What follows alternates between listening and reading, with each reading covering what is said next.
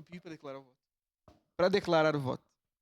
Declaração de voto, vereador Cláudio Libardi. Obrigado, presidente. Eu vou reiterar minha preocupação, mas eu acredito que tipificar a conduta da pessoa é algo que não nos cabe.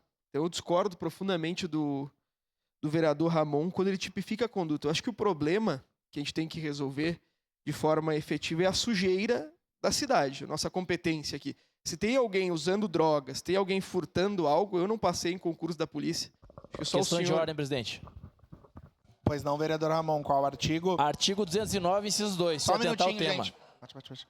Só um Artigo 209, inciso 2. O vereador Pois- se atentar ao tema da questão. Obrigado, vereador Ramon. Peço que se atenha ao tema do presente requerimento que trata sobre a gestão e operação coleta de resíduos. Codeca.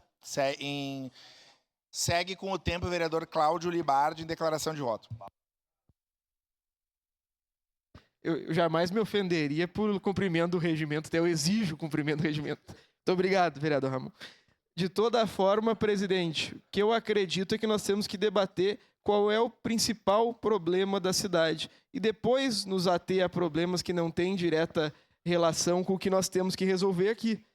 Tem um problema, como bem tratado pelo vereador Iago, que é a situação de que, embora a Codeca promova o recolhimento, a cidade permanece suja.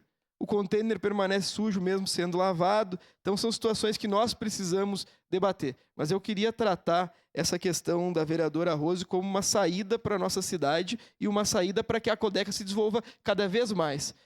Conversei com o vereador Ed Eloy Frisso e a gente tem que pensar também essa possibilidade de que haja um tratamento desse resíduo pela própria empresa, situações assim. Acho que esse debate começa hoje com a vereadora Rose.